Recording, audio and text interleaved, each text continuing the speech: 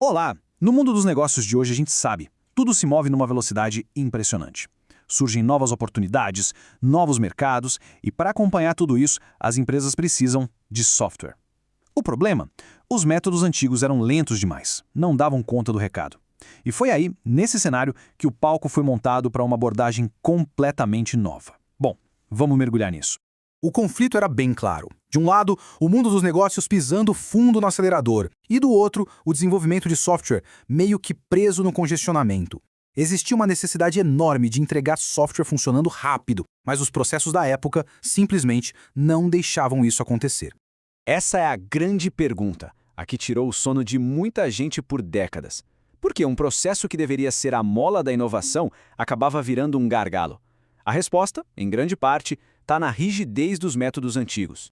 E aqui a gente vê exatamente onde as coisas não batiam. De um lado, o tal do desenvolvimento orientado a plano, onde tudo era definido nos mínimos detalhes antes mesmo de começar. Um processo pesado, sabe? Bem burocrático. E do outro, a vida real dos negócios, onde os requisitos mudam o tempo todo. Era como tentar pilotar um carro de corrida em trilhos de trem. Não tinha como dar certo. Bom, para resolver esse problema, um grupo de desenvolvedores se reuniu e teve uma ideia muito interessante. Eles não criaram só mais um processo, não. Eles criaram uma filosofia inteiramente nova e colocaram tudo num documento que, apesar de simples, era super poderoso. E dessa filosofia nasceram os métodos ágeis. A ideia principal é bem direta. Desenvolver em pequenas partes e incrementos, sabe? Entregar valor rápido e principalmente colaborar de perto com o cliente. Isso é o oposto do jeito antigo, em que o cliente só ia ver o produto final meses ou às vezes até anos depois. Esse aqui é o primeiro valor do Manifesto Ágil e já mostra uma mudança radical de pensamento. A prioridade deixa de ser forçar as pessoas a seguir um processo engessado e passa a ser dar poder para que gente talentosa possa colaborar. A conversa, a interação direta, se torna muito mais valiosa do que qualquer ferramenta. O segundo valor foca no que realmente importa no fim do dia: entregar um software que funciona. A meta não é mais produzir pilhas e pilhas de documentos que ninguém lê e que ficam velhos rapidinho. A meta é entregar algo de valor, real, tangível para o cliente. Aqui, o ponto principal é transformar totalmente a relação com o cliente. Em vez daquela negociação inicial, que muitas vezes era até meio tensa para fechar um contrato rígido, o cliente vira um parceiro, alguém que participa durante todo o projeto. Isso garante que o produto final seja o que ele realmente precisa. E para fechar, este último valor captura a alma da mentalidade ágil.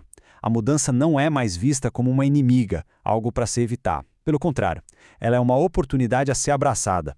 O objetivo é ter um processo que se adapta, que permite construir um produto melhor, mesmo que ele acabe sendo diferente do plano original. Certo, mas como essa filosofia toda vira realidade no dia a dia? Vamos ver isso na prática, com dois dos métodos ágeis mais conhecidos que existem. O primeiro é o Stream Programming, ou XP. A ideia aqui é pegar práticas que já são consideradas boas no desenvolvimento e, levá-las ao extremo para tirar o máximo de proveito. Por exemplo, se testar o código é bom, por que não escrever o teste antes mesmo de escrever o código? Isso obriga a ter clareza do que precisa ser feito. Se revisar o trabalho do colega melhora a qualidade, por que não programar em dupla o tempo todo? O objetivo é embutir qualidade e velocidade direto no processo. Agora, enquanto o XP foca mais nas práticas de engenharia, o Scrum vem para dar uma estrutura de gerenciamento para os projetos ágeis. O trabalho é todo organizado em ciclos curtos, que a gente chama de sprints. No final de cada um desses ciclos, a equipe entrega uma parte funcional do software. Isso permite receber feedback constante e, se precisar, mudar as prioridades para o próximo ciclo. Mas claro, nem tudo são flores. Os métodos ágeis foram pensados para equipes pequenas que trabalham juntas no mesmo lugar. Quando a gente tenta aplicar isso em projetos gigantescos, em grandes empresas, aí surgem alguns obstáculos bem significativos.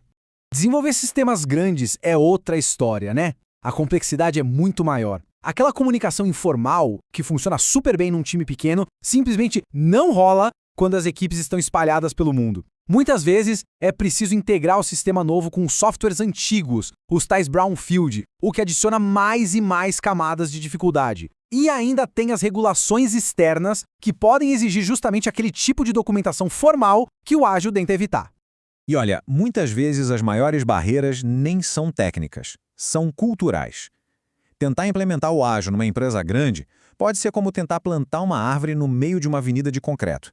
É preciso quebrar estruturas que estão lá há anos, mudar uma cultura que está acostumada com planos detalhados, com burocracia. E esse é um processo que, por natureza, é lento e bem desafiador. Então, o pulo do gato não é achar um processo perfeito que sirva para tudo, mas sim encontrar o equilíbrio certo para cada tipo de trabalho, para cada situação. Essa comparação aqui deixa tudo bem claro.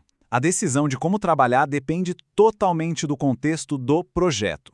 Para um produto inovador, com requisitos que ainda não estão muito claros, o ágil é perfeito. Agora, para um sistema de controle de voo, por exemplo, onde a segurança é a prioridade máxima e cada detalhe precisa ser analisado, uma abordagem mais planejada faz muito mais sentido.